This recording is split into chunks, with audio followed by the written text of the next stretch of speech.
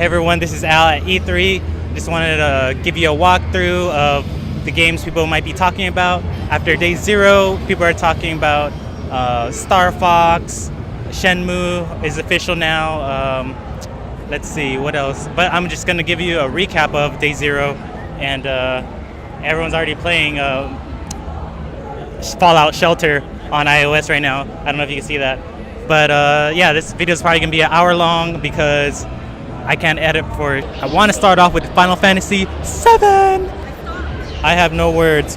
Why is this beginning production? It should have begun a long time ago because it's been 18 years and 3 PlayStations later. Perhaps it was no more. Promise has been made. I've always been a fan of the Kingdom Hearts series, and I've been waiting a long time for this to finally be on a newer console.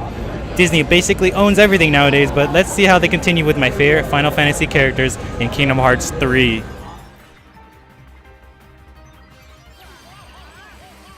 This is a game I was waiting for, Naruto Shippuden Ultimate Ninja Storm 4. Can't wait till this comes out. This is likely to take place all the way to the end if you've been keeping up with the animated TV series.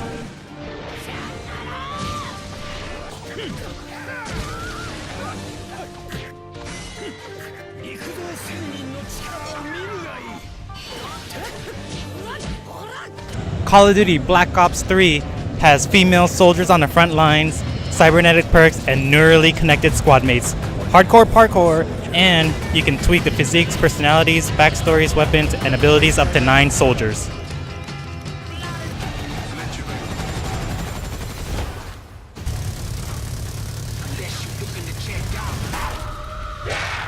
If you're a fan of Borderlands or Borderlands 2, you might like Battleborn. Battleborn is a cool multiplayer online battle arena shooter mashup, and it looks pretty interesting.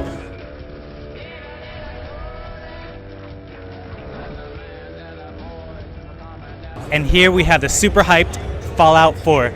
I know it's been a while since you've touched Fallout 3 or New Vegas, but this is obviously one of the big contenders here at E3.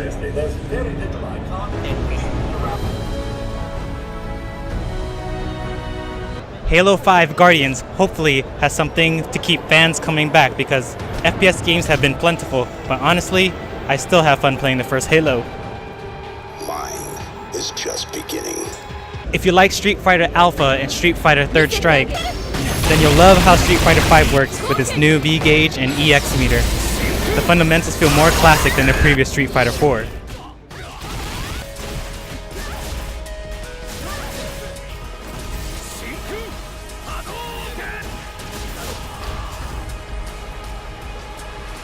Star Wars Battlefront 3 has you firing blasters, riding speeder bikes, piloting TIE fighters, the Millennium Falcon, and commanding AT-ATs. And we know you can play as Luke, Skywalker, Darth Vader, and Boba Fett. It's been too long since the last Battlefront game, but I think this one will be worth it. Rise of Tomb Raider is a no-brainer after the success of the previous Tomb Raider reboot, which handled like the previous Uncharted series, but better, I think. It also helps when you get to look at Lara Croft the whole time. Is the only way to live. Speaking of Uncharted, after watching the gorgeous gameplay of Uncharted 4, A Thief's End, you can't not get excited for this PlayStation 4 title. Looks pretty awesome!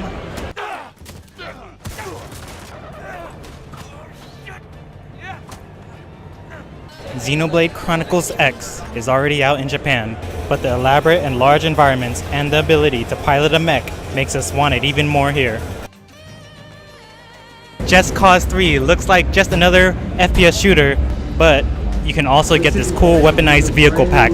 Pre-order now to secure the exclusive weaponized vehicle pack. Mirror's Edge Catalyst is long overdue. This just needs to come out already before I get too old to pretend to parkour.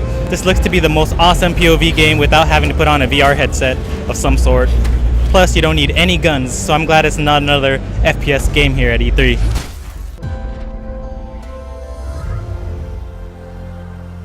LEGO Marvel Adventures is one of the many LEGO games coming out, including the LEGO Jurassic World.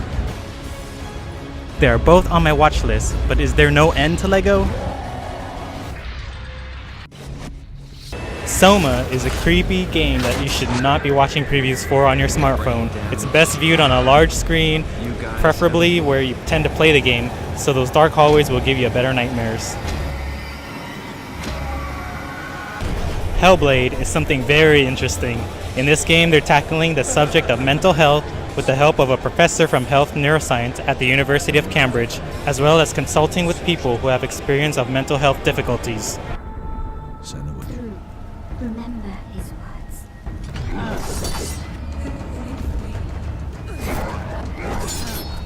Mario Maker lets you create custom Super Mario levels from the original 8-bit to the new Super Mario Bros. U, which you can do from your Wii U gamepad and share with others online. Go watch the Nintendo World Championships to see some crazy Mario levels. It works and it's popular. I'd like to see them really. Tom Clancy's The Division has you and a group of agents responding to battle against those responsible for deploying a virus to end civilization. Yet not an FPS in third person.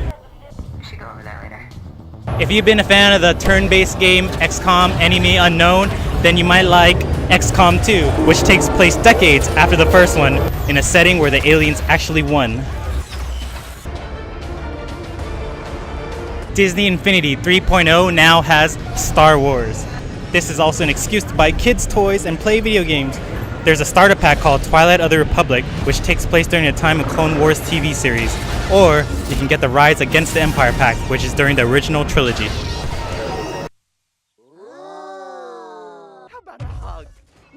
Ratchet & Clank is finally coming to PS4 as a reimagining and modernizing original gameplay, but there are new boss fights, planets, and fight sequences.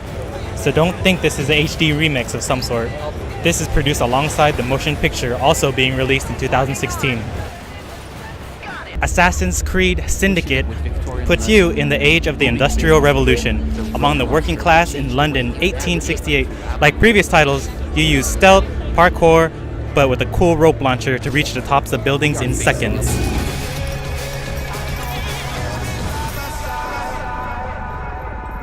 Rainbow Six Siege has you matching up against other players in order to extract a hostage, like a human captured a flag, but you get 20 different loadouts, including a badass operator class with a shotgun and sledgehammer to bust down doors and windows. Everything's blocked. Clear one out. While I'm waiting for the next season of The Walking Dead, Overkill is developing a co-op shooter. Overkill also has Payday 2 Crime Wave Edition, and it's also being released this week. But fans really want The Walking Dead now! Gears of War 4 is official. And it looks like what it's supposed to look like. Stuff hits the fan and you got a chainsaw gun through it all.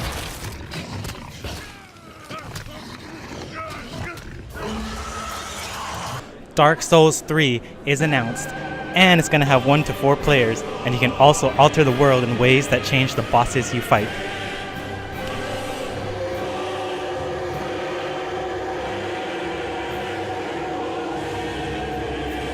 Doom was sampled yesterday, and it looks amazing!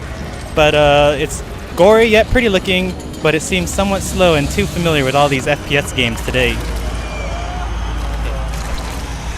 The Last Guardian looks like a very impressive follow-up if you remember the Shadow of the Colossus, which seems too long ago. Destiny is getting expansion this September called The Taken King. It has 3 new subclasses with new special supers. Warlocks, Hunters, and Titans are on the list. Oryx is coming, Guardian. You got it. Horizon Zero Dawn has also been announced, and it looks new and different. The demo showed a female character on the hunt among robot beasts and dinosaurs, and it looks really amazing and original. We go! Stay still! There is a new Need for Speed, and this one supposedly has an open world, which is twice the size of the one in Need for Speed Rivals, and also comes with plenty of police chases.